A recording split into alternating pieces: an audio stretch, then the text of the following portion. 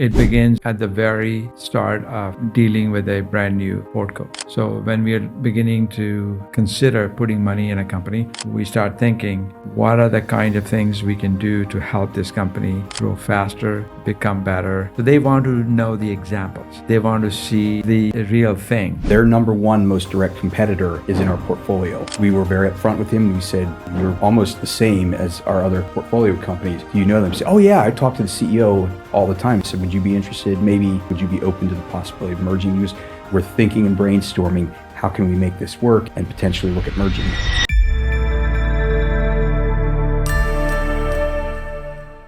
Okay, so value creation is a continuum.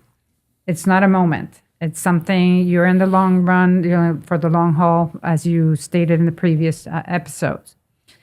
So today we have Al, we have Rizwan, we have Barry on the table, each playing an important role in Quartus Capital Partners. And we want to bring it all together and see how value creation goes through the whole investment cycle. Having said that, one quick question, where does value creation actually begin? Well, actually, it begins at the very start of dealing with a brand new portco, before even they become our portfolio company. So when we are beginning to consider putting money in a company, we start thinking, what are the kind of things we can do to help this company grow faster, become better, and so forth. What's in your mind when that's happening? So it's definitely, once we have 9 companies or, some number of companies, we are even considering, whenever we're considering a company, we are thinking about how they're going to become a part of the total, portfolio and what value they are going to bring or how we can increase their value by leveraging our portfolio companies. So it starts from the beginning, and at that stage. And why is value creation often misunderstood? Misunderstood? Misunderstood. I think it's not quite misunderstood. Okay. It's just that everybody uses it. Okay. And so LPs and allocators, they think, so what? He said it, she said it, they said it, right? And you said it. Everybody does value add, but I don't see the difference. Mm-hmm. So then it becomes an important challenge for firms like us to explain to them in a very concrete fashion how that value add is materialized. So they want to know the examples. They want to see the real thing.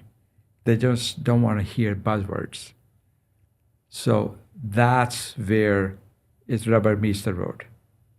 So then we have explained, and we do explain to a serious prospective investors and allocators as to what value add looks like in our context. What does it look like in your context? One of our startups, they are based in Europe. We were advising them how to enter China. We were introducing them to major clients. We helped them hire a business development person. We helped them interview that person. They hired an international consultant to do the study of the market. They asked us to review that report. We are a little small investor in this company. We are not on their board, but they see so much value in what we bring to the table, they invite us to all of their board meetings. Again, we're a small investor. We attend their board meetings, and they answer our Q&A during the board meeting as well. We have introduced them to private equity firms that could acquire them or put significant capital in them multiple times. So this is just an example of one company. Give me another example, Rizwan. Yeah, so we are actually right now looking at a company which could become our portfolio company. And it was a similar conversation with them also because they wanted to enter Chinese market. Okay. And so when we were talking to them, explaining to them that we have one partner who actually resides in China, and he has helped our other portfolio companies in terms of entry into the Chinese market. They were extremely excited about that. That was a right, immediate value add they could see, even ignoring how much money we could put in. Just that was a value add for them. Yeah, So- but I want to make sure that we don't cover too many of China examples in our actual recording, because this may not play very well with our prospective investors. So, example we should talk about is our health tech company. Okay. So we have a 3 portfolio companies, 4 actually, in our Fund 1 portfolio. 3 of them are health tech, 1 is a medical device. So 3 health tech companies, we are introducing them to each other in a very significant way. Yep. So as part of that, we spoke to each one of them separately about the other companies. We introduce the companies and ensure that they are having conversation.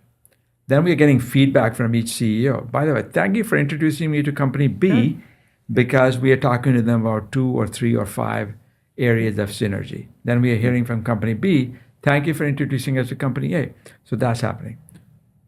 Goal, we think organically, if they can find ways to collaborate with each other and perhaps even consider M&A transaction with each other, why not? Okay, so that's a very concrete example of value add. For each one of those companies, we have introduced them to their competitors. We have introduced them to their peers. We have introduced them to additional investors. We have taken them to outside the U.S. markets, right? Et cetera, et cetera. So we do all these things for every company who's ready and willing. Right. There's that other company that we were talking to that's outside of our portfolio. Their number 1 most direct competitor is in our portfolio. We were very upfront with him and we said, you're almost the same as one of our portfolio companies. Do you know them? He said, oh yeah, I talk to the CEO all the time. He said, would you be interested maybe just potentially down the road? Would you be open to the possibility of merging? We've been talking with the CEO of that company about merging for many years now. We just haven't found a way to make it work. And so right away, we're just, we're thinking and brainstorming, how can we make this work? And so that's a possibility that we may invest in their most direct competitor and potentially look at merging. We have issued 2 written term sheets already to possibly merging a portfolio company with a company outside our portfolio and vice versa, twice already. Deals have not happened yet, but we understand it will take a long time and much more effort to do it. And some of these may not happen. The best deal would be when 2 companies are willing to do it on their own. Yeah, We just at the end facilitate of the it. day. Yeah. So that makes sense in terms of what you always speak about or talk about, that value creation as a continuum, not as a one shot in the process, no? We spoke in another episode about stewardship. What are the top 3 things that we should consider if we blend value creation with stewardship? I think intrinsically, in my mind at least, they are connected. So one are more perhaps tactical, which is value add, and stewardship is more strategic or long term. So they're 2 dimensions or 2 aspects of the same thing. Right. So this is how I think about them, right? So we don't wake up and saying this falls under value add, this falls into stewardship, right?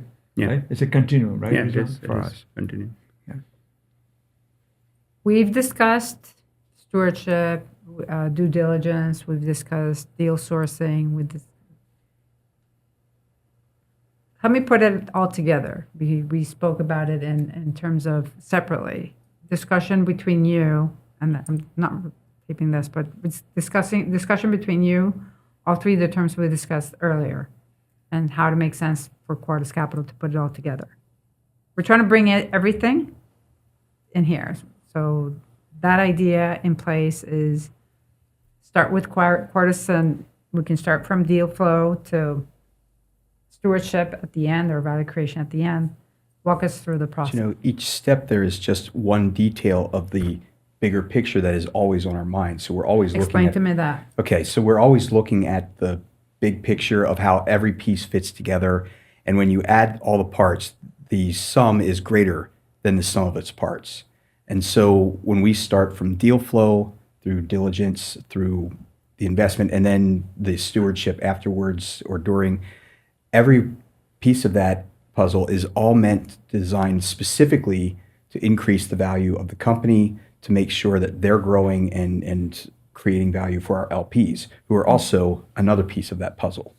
And it's always, always on our mind, and it's always interrelated and constantly changing. The pieces are always moving, but it's always the big picture that we're keeping in mind. So to perhaps put it in a different way. So when we talk to prospective investors, allocators, we predominantly focus on our points of distinction. And a point of distinction, the most prominent one, is the deep expertise we have in AI and technology. And within that, the lens that we apply to AI. So we are trying to communicate to prospective investors and allocators that this is the primary reason you should look to invest with us. I think value add and stewardship in some ways are table stake. Right. Everybody claims to be doing a form or version of that already. Where we can distinguish ourselves, and we do distinguish ourselves, is that expertise, AI and technology expertise.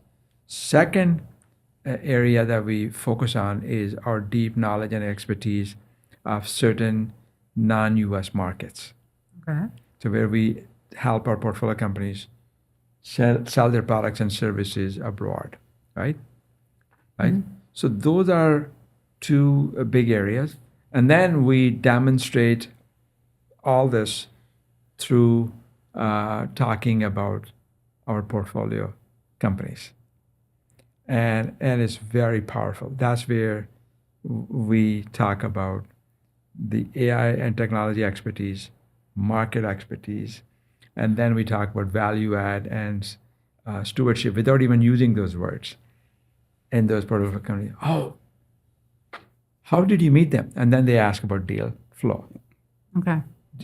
Deal flow is not on their mind. But then they ask, how did you meet them? So we walk them through deal flow. How did you decide to invest in them? Then we talk about due diligence. So we actually don't proactive. We let prospective investor, ask these questions, and this is how most of our conversations are. Rizwan? Right. So when it suddenly came to my mind, another thing on the value add. From the beginning, Al and I, when we started talking, I was going to join Quartus. One concept which we discussed, and we actually have the beginnings of that. It is not fully implemented yet. Was that we need to have some partnership companies. It's whether it's engineering services companies or other services companies, or marketing and branding companies. Or marketing and branding companies, like We can talk. Right. So that idea was that our portfolio companies are going to need that. And we need to build those relationships, right? So that we can provide those level of kind of services with confidence and at the discounted rates, you want to call it, or reasonable pricing, you want to call it. Plus, not just that, there could be more interesting agreements between an engineering services company and a portfolio company. There could be, some equity involved, or half and half, or something like that. That has always been in the back of our mind. We have one very close partnership, which we are carrying right now, but there are a few more in the pipeline, if you will. It's just a matter of us becoming bigger in terms of the AUM as well as the number of companies reaching that point. So think of it as a service provider ecosystem. So that's a value add that we bring to the table. So Rizwan mentioned, one particular company. We mentioned our favorite marketing and branding company. to our portfolio companies saying, if and when you need help in this space, you should consider, right? So it's not, we don't have any stake in this conversation. We just Right. facilitate conversation. So helping, we have helped our portfolio companies switch payroll providers. Lastly, we have a company called Cerebri AI. We invested in them a few years back. They were focused on MarTech, marketing technology, but they pivoted toward travel tech.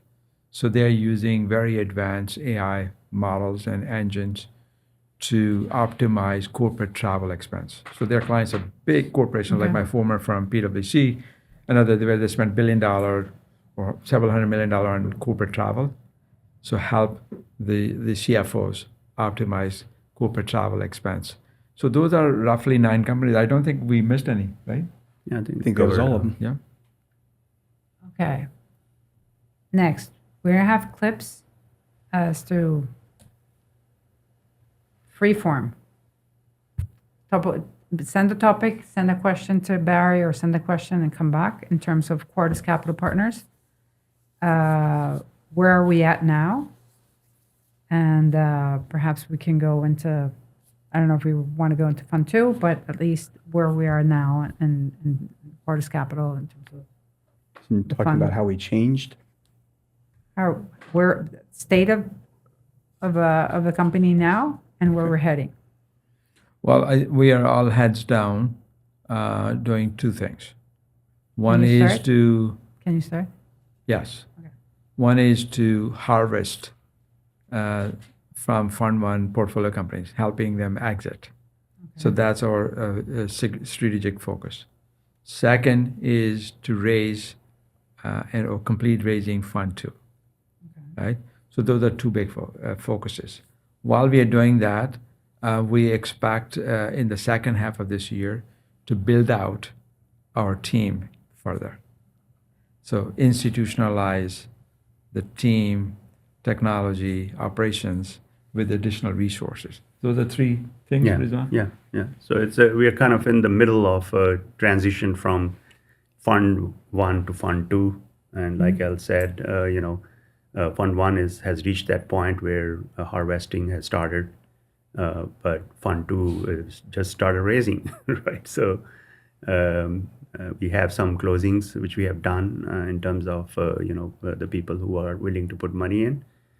So once that happens, once that funds come in, we will be in the position to initiate our second phase, which is essentially hire the team, expand the team, open up the offices, in New York, in Silicon Valley, as well as here in Florida. Anything that we haven't asked that we want to put in recording clips? I think we covered quite well. Yeah, I think we're good. One thing that we didn't talk about, how much investments we have made in our technology and operations over the last couple of years. And this has set us up for significant expansion over the coming years. So when we talk to our peers about what we have done and what we have in our technology stack, they are surprised. Okay, so one of your one of your important engines in terms of what you're doing is your tech stack. I've seen the growth of interactions between key components of your tech stack and how it has been grown. It has actually as well. You've been narrowing and focusing on the ones that actually add value. So we have built this out with a very clear goal toward growing. So we have built this first. Many companies build that out later, right? Yeah. So that's something we can discuss another time. We in have detail. time. We have it's 3:00. We have it till 4:00, so we're done. Yeah, Okay. we can close it because I have to send them to the airport. I think we've covered a lot. A lot. I appreciate it. I think it was well done. Yeah, so next discussion we'll do is after we finish the audit for Fund 1.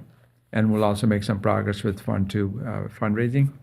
So in next conversation, we could talk about Fund 2, fundraising, technology stack. Yeah. Rizwan, ask Al a question, as Barry questions in terms of what you felt at in your interaction. I want to have those 10 minutes of Barry online. What would you ask him? Well, Barry actually has taken up the responsibility of, a deal manager, and he has been going through that process. So one of the questions to Barry is, how does he feel about that process? And, we have been bringing in tools to kind of help him. So Barry, you have been doing now deal management, for the past at least almost a year now. Yeah. And so the one question is, how do you feel about it? And what do you feel about the process, as well as any of the toolings which we have implemented? And some of it we are actually discussing and talking about right now. How does it help you? And what is your overall impressions? Okay. So on the deal flow side, I really like that we have the CRM that we do. It's very helpful, gives us a lot of information that we can build up. We have a plugin on our email that used to actually auto-populate, and then it would automatically send it to the CRM. But as things have gotten more complicated, it's become a little more difficult. And so one of the things I would like to see that would be very useful is to find a good program that can summarize the emails for me. So, because like Al said, that 90% he'll filter out before he sends it to the deals inbox, but we're still looking at about 80% of them are still slightly out of our wheelhouse. Now, of course, I get a little more permissive once it reaches the deals inbox. So I will look at early stage companies and just to develop relationships with them, because we can monitor them. And once we feel safe and comfortable with them and they are officially in our wheelhouse, then we're much more likely to say, oh, I remember this person, and the trust is built. So there's that. So it can be difficult when you just have a stage gate, go, no go process of what's there. But with AI, and we're still experimenting with AI tools and working with some other partners about this, it would be nice to see, you have 40 deals this week, 30 of them were outside of the wheelhouse. 8 of them just happen to be off by 1 or 2 of your criteria and might be worth looking at. These 2, take a look at them and, give them a serious evaluation because they fill in all the check boxes. And because it's a checkbox system in this case, and there's no human decisions made, AI would be very useful in that. So that's something that I would like to see. But overall, otherwise, I am very pleased with the tools that we've been given. And, when we got to the due diligence side, sometimes it could take us 2 to 4 months to do the really deep dives that we do and really go in the weeds of everything so that we can de-risk the portfolio company and make sure that we feel confident in their financial projections in the future. We've actually used AI, and it's shaved off probably a month's worth of research time just by doing that. Right. So you would say with the help of AI, we want to bring the time down in terms of the due diligence. Correct. As well as bring the quality up. Yes. That's something which we should be working together. And of course, because we are an AI-based company, this is right up our alley. And I've heard from many of the other VCs lately that they haven't fully integrated AI into their own CRMs and their systems yet. It's a new area. Yes. Yeah. Good. Good. Would you ask one question for Barry? This is more on the remember the first initial recording that was no go because they were in different backings. So I want to have Barry's perspective. The first ones that we created for you was in studio, but Barry and Rizwan were. So Barry, if you can please, looking at the camera, talk very briefly about your background in a succinct manner so that we can use that so that it's not a question, this is a recording interview, in a relaxed setting, right? Right. So you have a great background, great experience. So when we were talking to investors yesterday, I said, my gosh, all these guys have big enterprise experience. IBM, PwC, Hitachi, and the SK Group, and so forth. So tell us your background in a succinct few minutes. Whew, that's why I was telling Gabriella that earlier. It's really hard to do because because I've been all over the place. So focus on things that are relevant to what we do today. Like I have done a lot of things that are not relevant to that, so I don't talk about them. Right. So ultimately, I would say I'm the science guy. I have a very scientific background, chemical engineering, and I've been in a multitude of different industries and locations, which has actually built a very robust experience that's given me multidisciplinary approaches to finding the deals and the technologies. And it's also proven something that I've been able to discover is that I can learn quickly, especially when you're doing due diligence. It is so important that you just pick these things up right away, because otherwise, if you're confused, it goes over your head. The startups, they can pull a fast one on you, and nobody knows any better. So I realized just how many different subjects I've had to become at least proficient in. Also realizing that there are 150 moving parts in just about every industry, from governance to economics to the industry itself. And when all these pieces come and fit together, there's something special that when you just find the company that makes exactly what you need to do, and it's there at the right time. But if you don't have all the moving pieces and keep all the parts in your head at the right time, you may miss that company. And so that, I think, is probably one of the most valuable things that I bring to the table with my background. So what has been the best training ground for you for what you do today? Okay. Education-wise or experience-wise? Either. Okay. Or both. Okay. Education-wise, I definitely do not regret getting my MBA. That put me on a business path of understanding things that I've never, just would have never been able to pick up if I had just been an engineer who moved into management. And one of my MBA professors probably gave me the best piece of advice I've ever had in business, and that is, what gets rewarded gets done. And that's Professor Denny Gioia of Penn State University. Shout out to him. Because there is so much when you look at that very simple phrase. How are things being measured? When people are filling out forms, when they are selling something, they're only looking at how they're rewarded, and everyone will try to optimize their rewards.